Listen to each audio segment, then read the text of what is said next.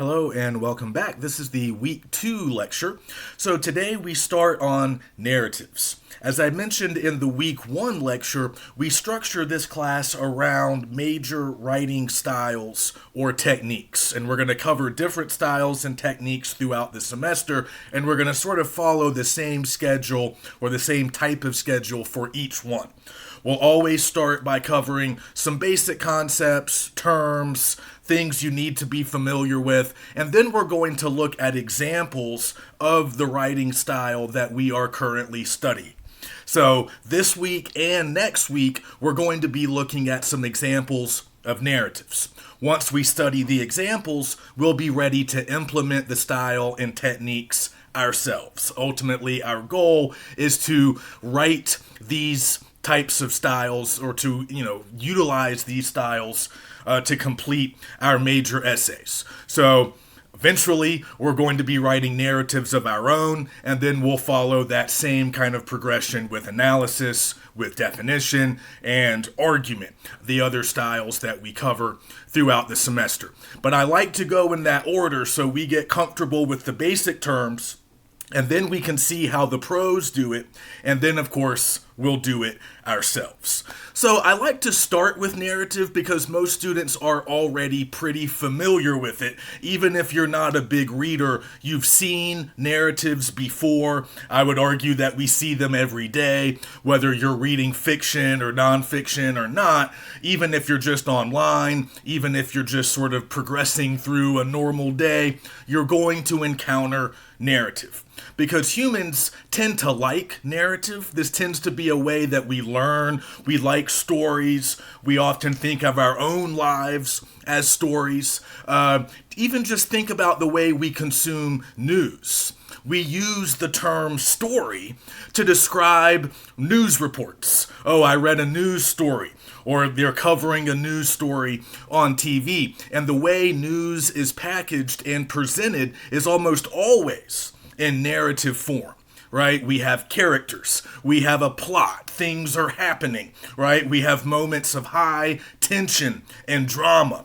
We may or may not have a resolution. Not all stories necessarily have clear resolutions, but these are the ways that we understand things. We like to imagine the world as an ongoing story, and we can locate ourselves within that story. So humans learn best when information is packaged in the form of narrative. Humans remember things best when it's presented as a narrative. So this is a good place to start because, again, we're already familiar with it. And you guys are probably already familiar with a lot of the terms and concepts that I'm defining in the week 2 overview. So we'll cover these quickly. Even if you already feel like you know them, I still want you to write down or remember the definitions that I'm providing, both here in lecture and also in the week 2 overview. This stuff gets taught at the lower levels of school, so I am expecting you guys to already know what a lot of these terms mean, but now that we're all together in this class, and now that we're at the college level, I want everybody to be operating with the same definitions. I want us to all have a shared understanding, so we're doing things the way they need to be done in here. Okay, but let's just start with the most basic definition. What is a narrative? It's simply a story. It can be a fictional story, which means it's been made up, it's been invented by the author. It can also be nonfiction. That's what I was talking about a moment ago with news stories. We are supposed to accept those as true, but they still utilize the same basic narrative elements that we would find in a novel or a short story or a movie. So if we're thinking about common places that we find narrative, that we encounter narrative, there's some obvious ones that we can sort of list right away. Obviously, novels, short stories, movies, TV shows. We've all encountered those before. But also certain poems can take a narrative form. Certain essays, news articles, like I've mentioned, those often function as narrative. But even think about commercials or advertisements. Even really short, brief things often take a narrative form. An advertisement might tell a very short little story with a character and a very brief plot, and there's some kind of larger point or theme that's trying to be expressed. Even the way we talk to one another, a lot of our conversations will take a narrative form, even when we're just chatting and seemingly not discussing anything of great importance. Think for a moment about, coming back to school after a long weekend. And one of your friends who you haven't seen in a few days might ask you, "What did you do this weekend?" Your answer, whether it's long, short, interesting, boring, whatever, your answer is going to be a narrative. You're going to tell some kind of a story, with you probably starring as the main character. There might be other plot developments. There'll be different settings. You'll talk about what happened. There might be a theme. There might be a larger point or a resolution. There might not be. But it's still going to be at least a mini narrative that you relate to your friend so they understand what you've been doing the last few days. So we use this writing style a lot. Sometimes we use it in writing. Oftentimes we'll use it in everyday speech. And certainly as readers, we encounter it very frequently, no matter what it is we're looking at or doing. So we should be pretty comfortable with a lot of the basic narrative terms and elements that we're covering this week. But again, I want you to use my definitions. Let's not rely on stuff that we learned and half remember from high school or middle school. Let's use the definitions that I've provided this week, beginning with the narrative point. We can also call this the theme. And to use a more academic term, you could even think about it as the thesis of a story.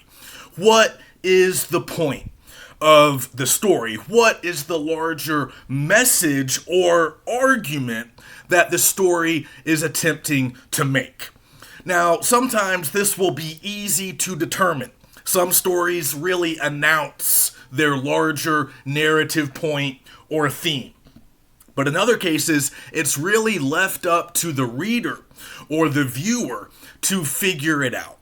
All right, so sometimes you have to use your powers of interpretation to figure out what the theme is. In other cases, the author will pretty much announce it and make it very clear. But either way, you have to identify the narrative point. As a reader, you have to know it, or at least you have to have your own personal interpretation of what it is if you hope to have a larger understanding or mastery of the story that you are reading. And again, it doesn't matter if it's fiction, nonfiction, short, long. There's always going to be a narrative point, either announced or operating beneath the surface where you have to find it. Okay? So that's a good place to start, and that's always a good place to focus some of your interpretive duties as a reader. So when you're taking notes, when you're underlining stuff, when you're asking questions, doing all of those critical and active reading strategies that we talked about last week, one of the things you should be jotting down, one of the things you should be considering always will be the larger theme or point at work in the story. All right, another definition that we need to know is conflict. And I think most people know what conflict is. We encounter conflict in our everyday lives. We read about conflicts going on in other places. And stories, narratives, will always have conflict. Now, we don't have to think about it in the sense of like a fight, right? Not all conflict is going to function that way. But all stories have to have some kind of source of conflict. This is a source of tension or drama. In a large way, this is what fuels the plot of a narrative. This is what creates interest. This is what draws us in. So we can often think about the conflict as maybe existing between characters, and sometimes it's as simple as that. You might have a protagonist, right, our main character, and perhaps that person is battling against the antagonist. Maybe it's a simple battle between good versus evil, right versus wrong, but it's often a lot more complex than that.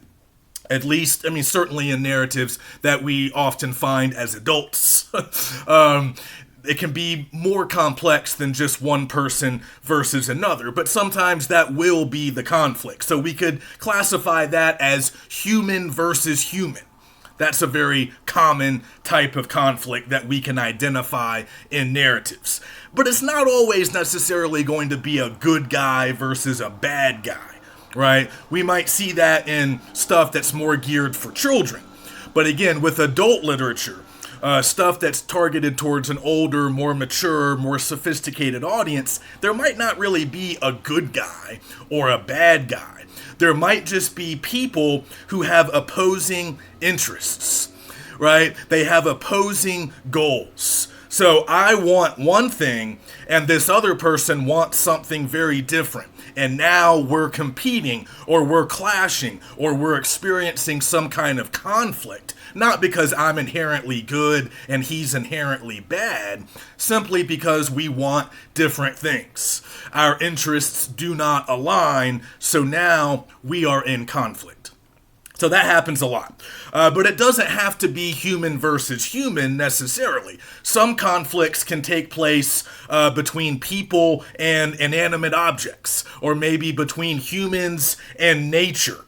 Or, if say you're encountering a natural disaster, you're trying to escape a hurricane or a tornado, that can be a form of conflict. Also, we can find conflict between an individual and maybe a larger group or a larger society.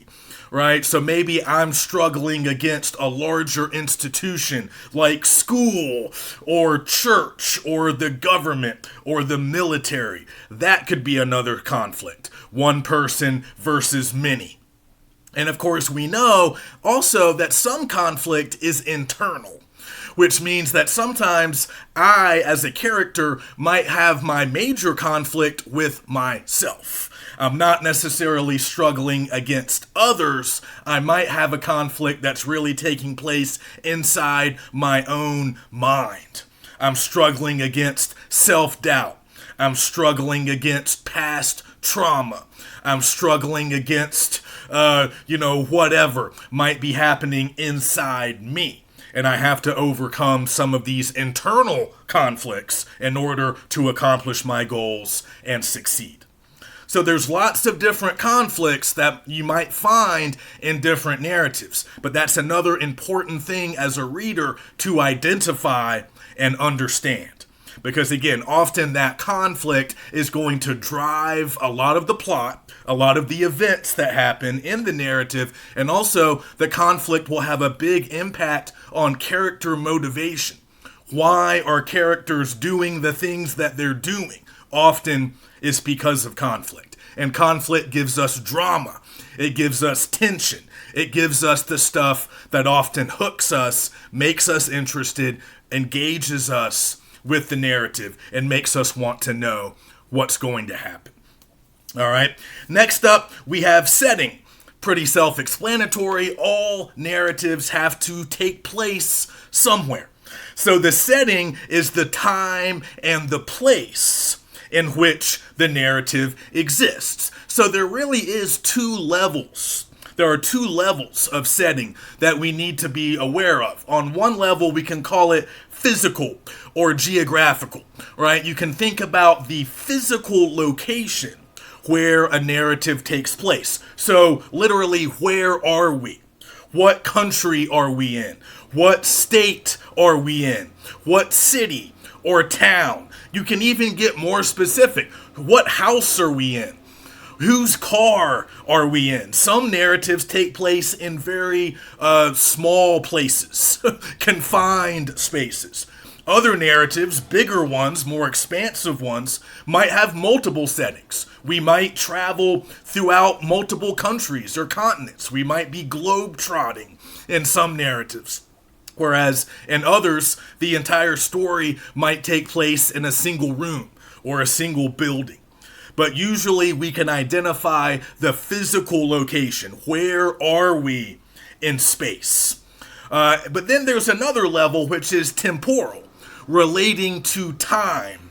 So we can think about when the narrative takes place. What is the time period? Are we in the present day?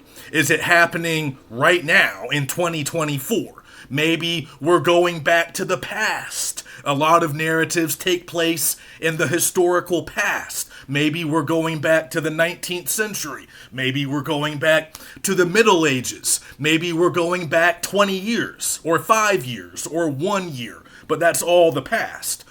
Also, conversely, certain narratives take place in the future. A lot of science fiction takes place in future settings. So maybe we're in space 500 years from now. But we need to be aware not only of where we are, but also when we are. What's the time period? Are we moving forward in time, backward in time, or are we in the present day?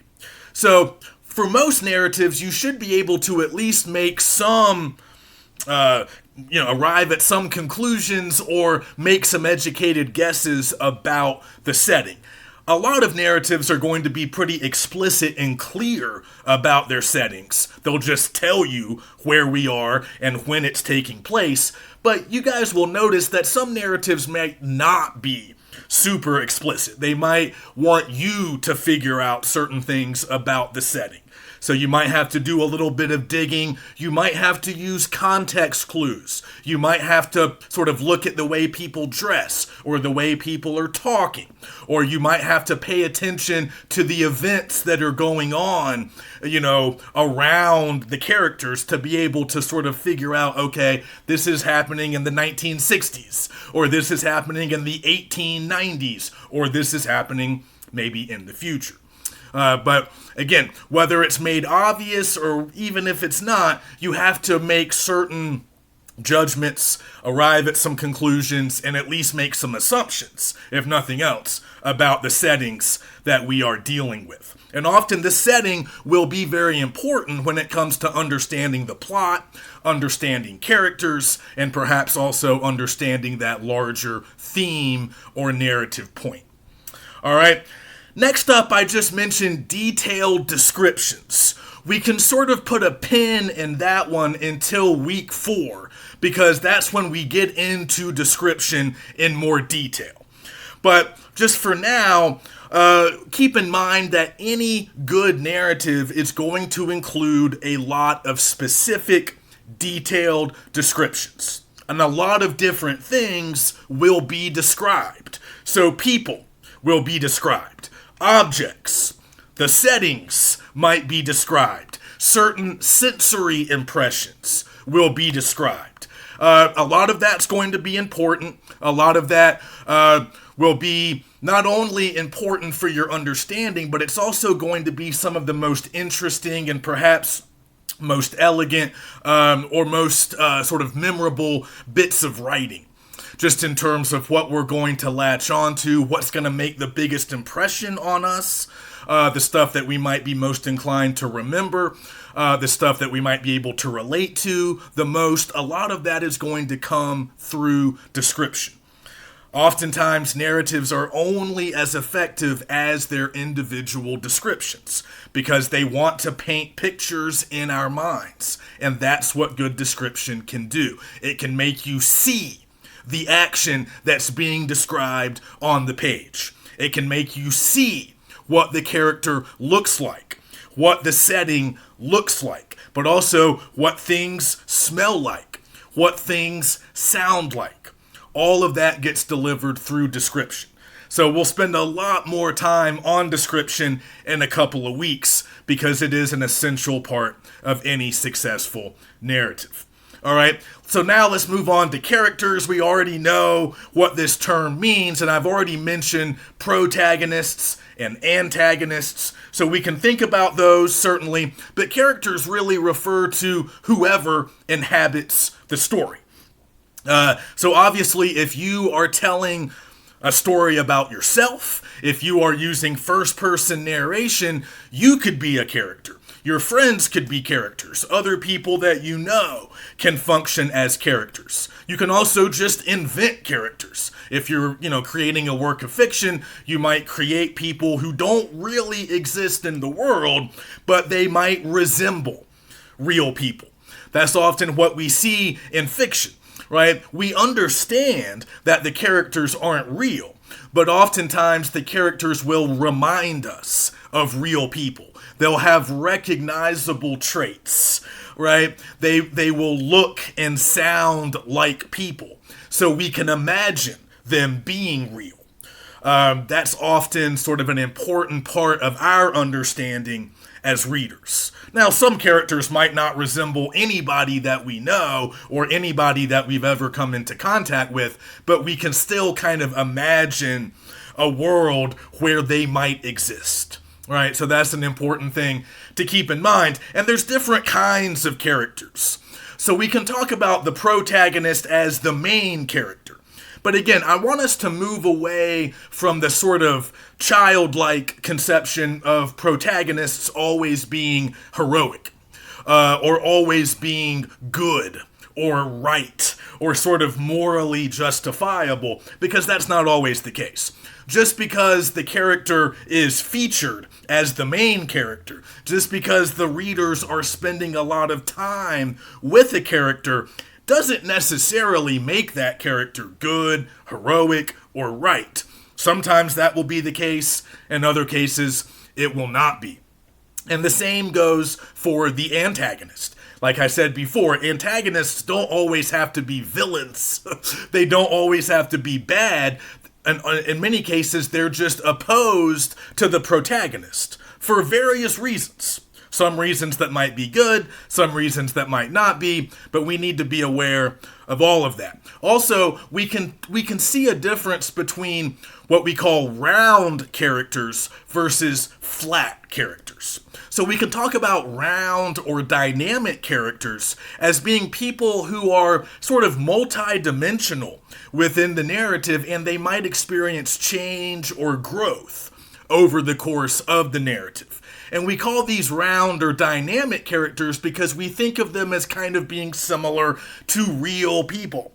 So we know that real people are never just one thing, right? We all contain multitudes. We all contain a lot of different qualities, different traits. Some are good, some might not be as good. All people are complicated and have a lot of different sides to them. So if we see those kinds of things showing up in a character in a narrative, we tend to call that character round because they have a lot of different things going on. And if they change, if they learn, if they grow, if they develop in any way over the course of the narrative, we think of them as dynamic because, again, that's how real people are, right? We don't tend to stay the same our entire lives. As we grow up, as our lives change, as we accomplish different things, we're going to experience growth, development. Our outlook on the world will change. Our attitudes might change.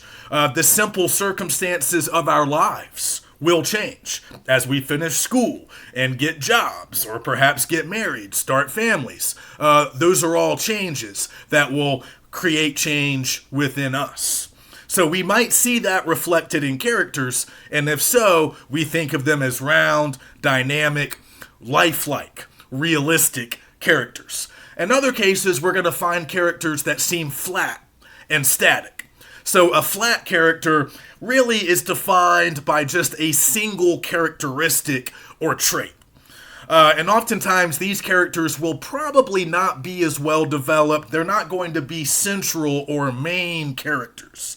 They might be in the background. They're representing larger things. That's often what we find with flat characters. In a lot of genres, there's going to be certain stereotypical types of characters that we all might recognize, and they're not necessarily meant to be accurate representations of real people. Instead, they represent certain groups.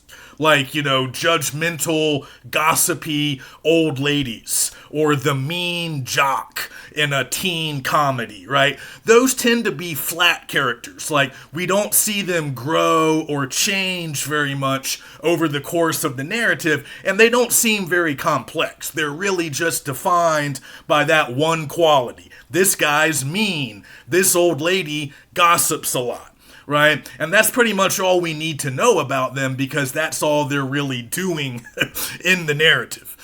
So they might be more flat. They don't really develop. They don't change. They're just one thing. That's fine, again, for a lot of characters that are in small roles. But it might be a little bit of a problem if we have a protagonist who's flat and static. That might be frustrating. We might not think that that's a very likable or believable character. But in other cases, it might work. Especially if the narrative is only covering a short span of time. Maybe the protagonist doesn't change. Maybe the protagonist doesn't learn his or her lesson. Maybe the protagonist doesn't arrive at some kind of revelation or some kind of, enlightenment. We might want those things for the protagonist, but as we know, people can be frustrating. And sometimes we might want a person to change, but they don't. Maybe they are resistant to change for whatever reason.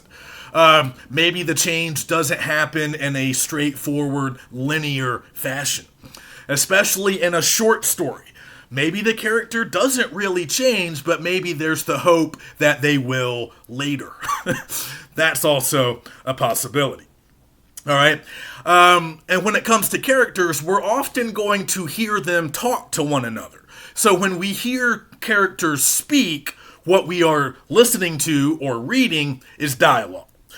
So that's when characters are talking to each other or maybe to themselves, right? But we're often going to see dialogue on the page, or if we're watching a movie or a TV show, we're obviously going to hear the characters talking to each other. It's always important to pay attention to dialogue because dialogue reveals a lot about characters. The way people talk generally tells you a lot about them.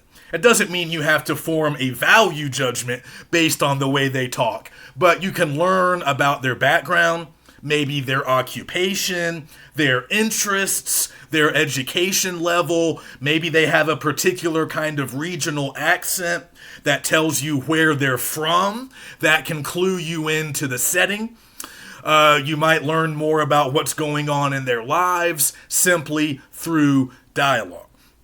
So it's important to pay attention, and different characters are going to have different voices, different styles of speech. Some might use slang, others might use kind of more professional language, and that's all important as for you, the reader or the viewer, when you're trying to understand the characters and obviously understand the larger narrative that you're experiencing.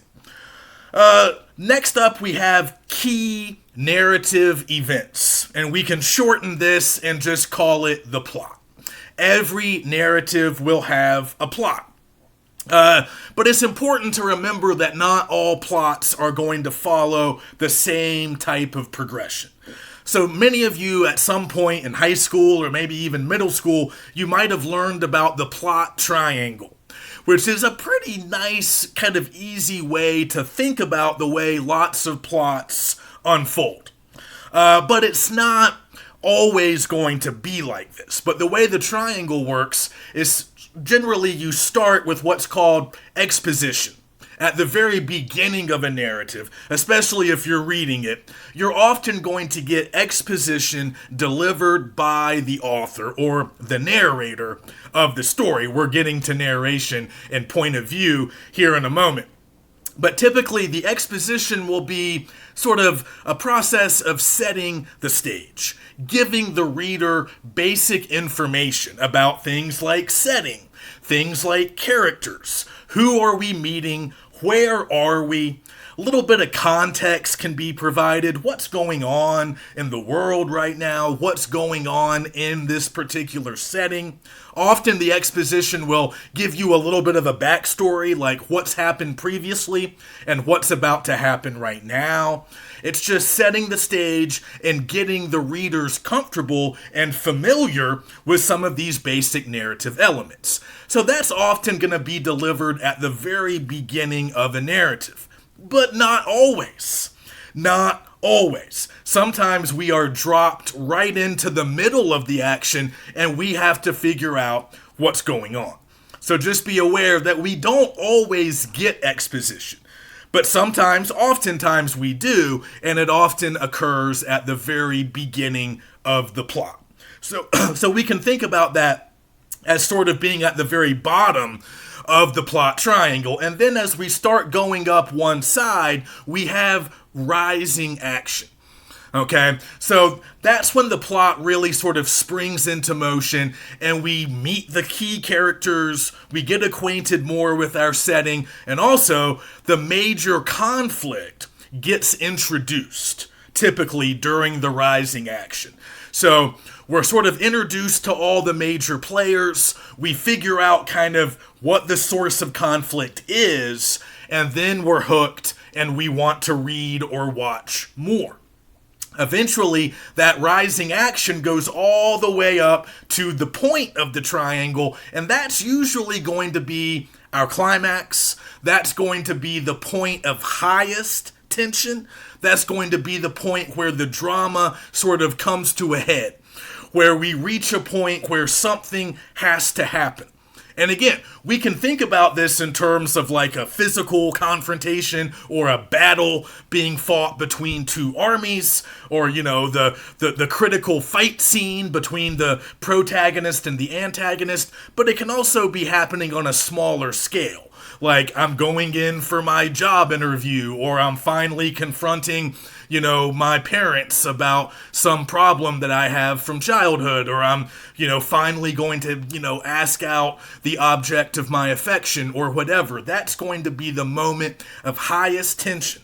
That's usually the climax, and it usually gets built up towards over a long period of time, but again, not always. Sometimes the climax can happen in more unexpected ways. But in this sort of traditional plot triangle, we start with exposition, then we have a long period of rising action that culminates with the climax. But the story isn't over after the climax. Usually there's going to be falling action. There's going to be some kind of resolution, the tying up of loose ends. And much of that will happen after the climax. So the falling action will usually be shorter than the rising action, but not always. And we will usually end with some kind of conclusion, some kind of resolution that sort of makes us satisfied, answers any lingering questions, ties up the loose ends, but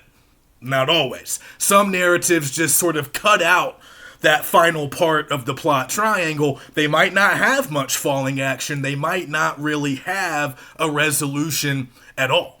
It might be left up in the air. We might have to come back for part 2 or the sequel in order to figure out what's going to happen with everybody. There's not always a resolution. Just like life, sometimes narratives can be very messy. In other cases, things might get tied up very neatly by the end. And when we're thinking about plot, we're not just thinking about the major events that happen. We're also thinking about the sequence. How are these events arranged? What is the chronology? How is all of this stuff being sequenced and presented to us either on the page or in the movie or in the TV show? So how do the events of the plot unfold? So a lot of narratives will follow a chronological order, and that's kind of what the plot triangle gives us. We start at the beginning, we work our way up to the climax, and then we resolve everything towards the end. And we're moving from start to finish, we're moving forward through time. That's how a lot of straightforward narratives work, but again, there's no rule. that says that all narratives must be like that. Sometimes we'll get dropped in, like I said before, right in the middle.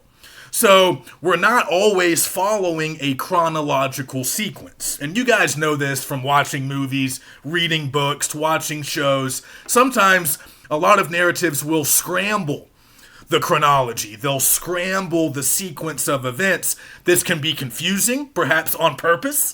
This might be frustrating. This might be fun. It just depends on what the narrative is trying to do. But you guys are probably familiar with the concept of flashbacks. That's when we go backward in time. We go back to some previous action that might be important or relevant, and we revisit it, either through the character or maybe on our own. We can also have flash forwards, where we move ahead in time. And those can serve similar purposes. So we might start at the end and work our way back. We might start in the middle and experience flashbacks and flash forwards. We might jump around and do a lot of this over the course of a narrative. But no matter what the chronology is, no matter what sequence you're dealing with, you need to be familiar with it. You need to be aware of how the plot unfolds, and you might like it, you might not, but this is another thing to take notes on, another thing to think about, because it's always intentional. The author is using this type of sequence for a reason, and you need to try to figure out what that reason is. All right, and then finally, let's wrap up with point of view, because this is a really important concept to grasp, and I find that unlike a lot of these other terms that we're already pretty comfortable with, point of view can be a little slippery, and some students are a little uncertain about it. So I want us to get comfortable thinking about different points of view first as we are reading the examples of narrative that I'll give you this week and next. Later, though, we need to decide what point of view we're going to use in our own narratives. And the two most popular choices will be first person versus third person. So we'll talk about both. There's also second person narration, which is weird and used less often, but it can still be very effective. But the main thing to remember here is that every story has a narrator. If we're talking about narratives, there has to be a narrator, a person telling the story. And there's lots of different kinds of narrators. So if you're reading a lot of memoirs or like personal writing, you're probably going to encounter a lot of first-person narration.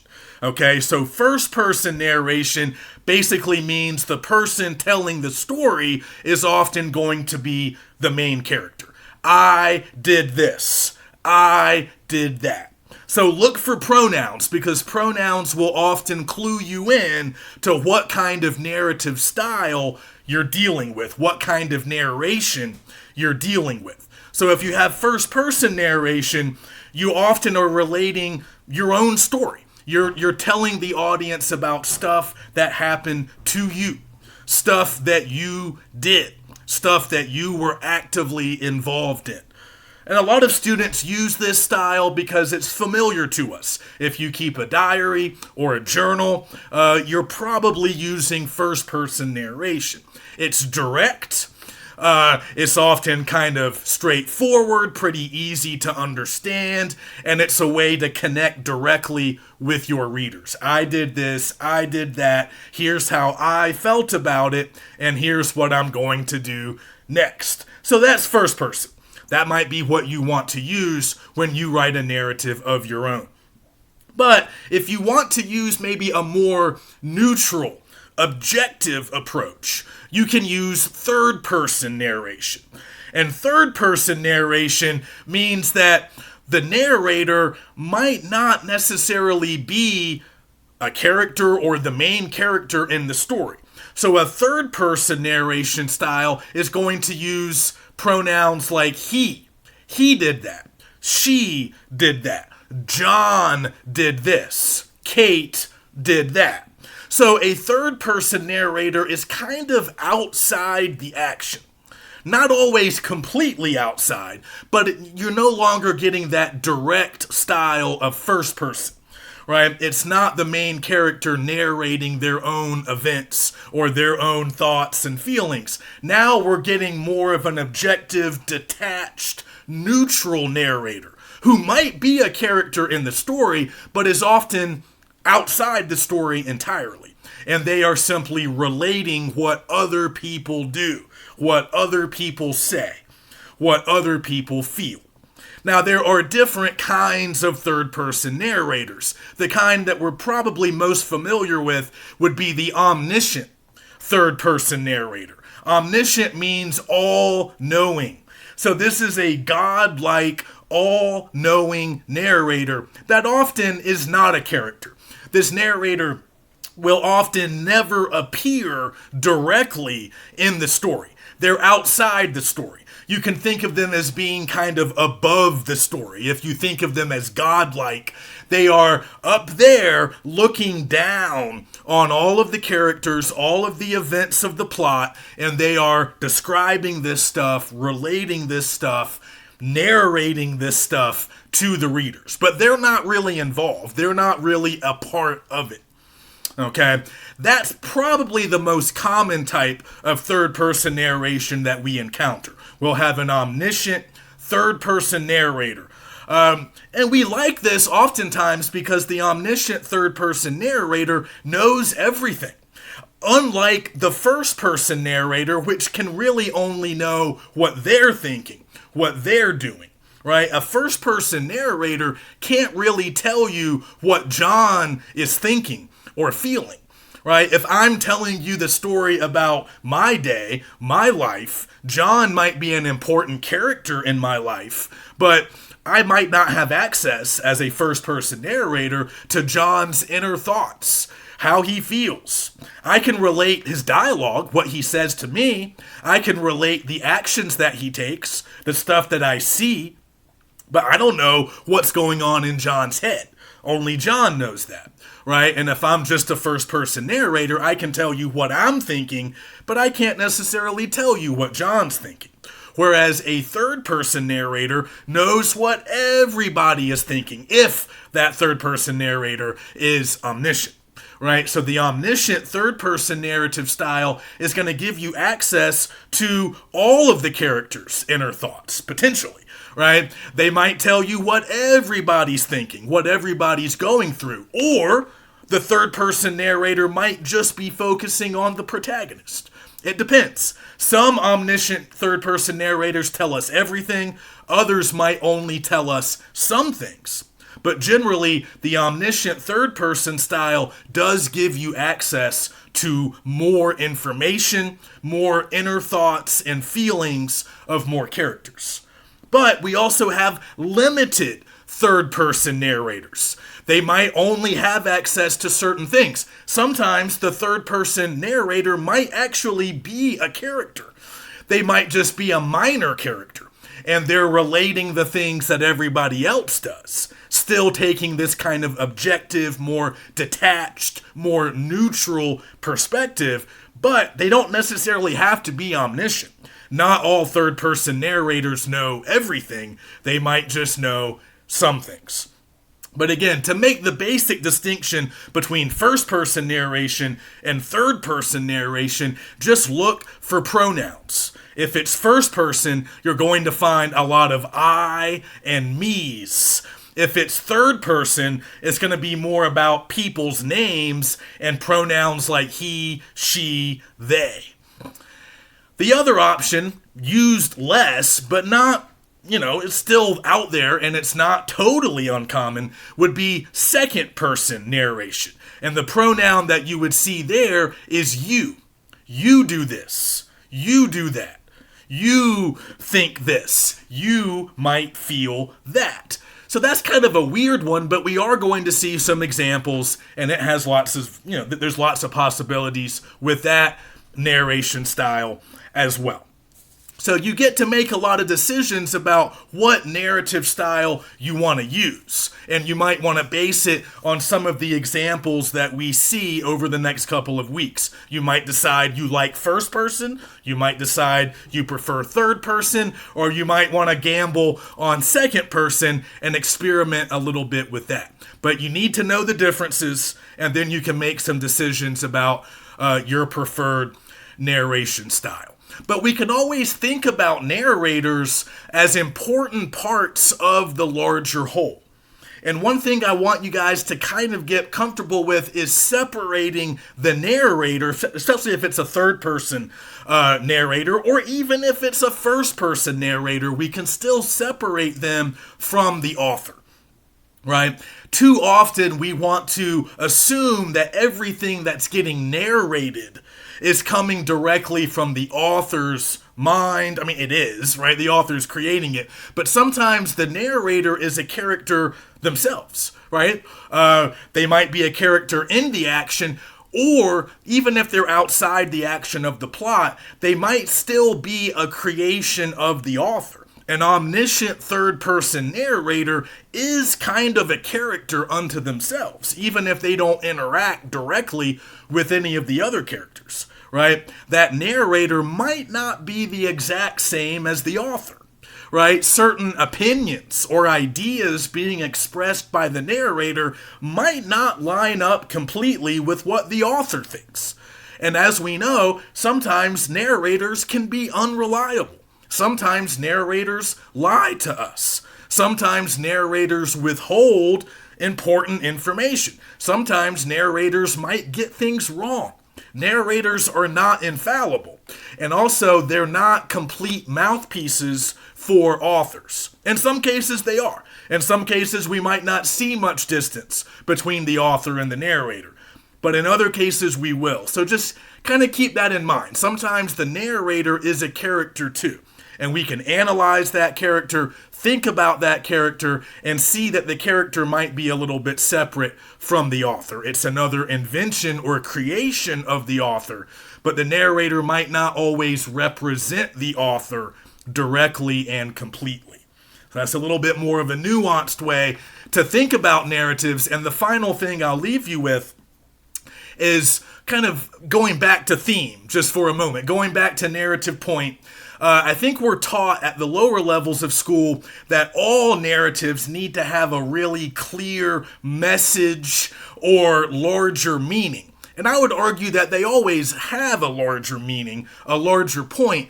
But at the lower levels of school, we sometimes think about like the moral of the story, right? You think about like children's stories, you think about like Aesop's fables, right? They always have a lesson.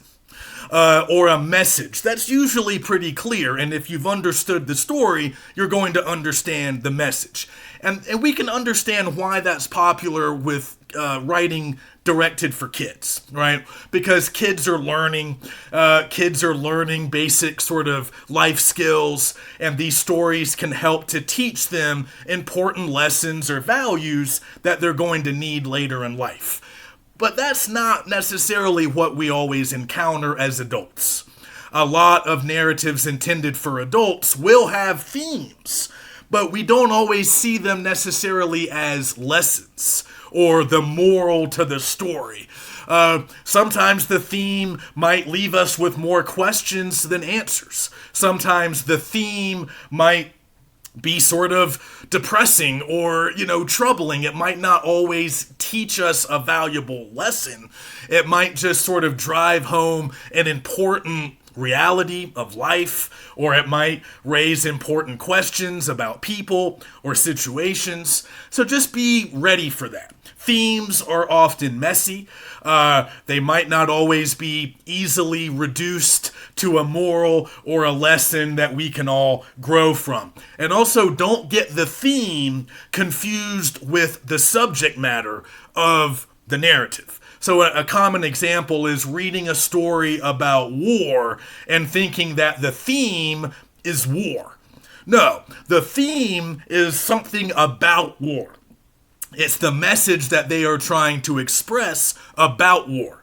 The subject matter of the story is war, right? That's what the plot is about. That's what the characters are engaged in. That's the topic or the subject matter, right? But the theme is what the author wants to say about war, right? It's the message, it's the larger idea, it's the argument, it's the larger point that the author wants to make about the subject matter. And there can be a lot of different things that one can say about war, and that's the theme. So again, the theme is often what you have to sort of piece together, figure out, and interpret for yourselves. Because a lot of writers writing for an adult audience will not necessarily spell it out for you. Okay, so the examples that we're going to look at are pretty varied. I want to give you kind of a wide range of different narratives to enjoy and study and understand, and of course also use as examples when we start to write narratives of our own. So this week, I have one piece for you guys that I've already posted in the Week 2 module, and it's called The Search for Marvin Gardens, written by John McPhee. Now, I just wanted to say a quick word about this piece because it's a little bit challenging. Okay, McPhee is often credited as one of the creators, really, of what we now think of as creative nonfiction. So most of what he's writing is real, it's true, it actually happened. But when we call it creative nonfiction, that means that we see a lot of these elements of fiction showing up even though the story is meant to be nonfiction. So McPhee is kind of a father of that genre, and it's become very popular today. Now, The Search for Marvin Gardens was written back in the 1970s, so it is rather old, at least it might seem that way to us. And also, what I want to clue you guys into is the fact that there are multiple narratives, multiple levels of narrative at work in this piece. Okay? So that's part of what I want you guys to figure out.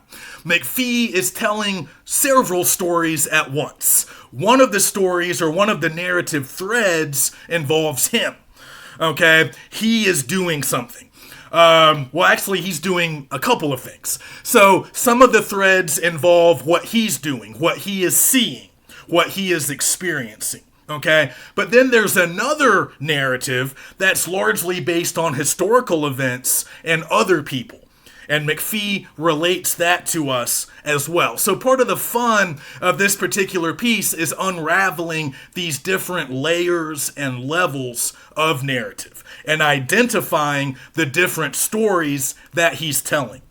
And the one thing you might want to do to prepare yourself for The Search for Marvin Gardens is get a little bit acquainted with Monopoly, the board game. Many of you have played it. If you've never played, you might want to just hop online, go to the Wikipedia page, do a quick Google search, and just learn some basics about Monopoly. How the game works, how the board looks, and you might even encounter a little bit of the historical stuff because McPhee is going to get into that. McPhee is writing, at least on one level, about Monopoly. Okay? He is interested in Monopoly. He plays Monopoly. But he also wants us to know more about where the game came from, what the game was based on, and what the game can tell us about real life and the real world, at least as he experienced it back in the 70s. Okay? So it's a bit of a challenging read, but I want you guys to be patient. You can use Google, use the internet for context. If you want to know more about Monopoly, if you want to know more about John McPhee, fine, great. But don't use the internet to tell you what it's all about. A, that's cheating, and B, it's not going to give you the full picture. I've read all the online summaries, all the online explainers. They don't do the narratives justice. Okay? They'll give you a very general understanding, but that's not going to be sufficient, and you can do much better on your own. So if you have questions, let me know. Otherwise, I'll see you next week as we continue to work on narratives.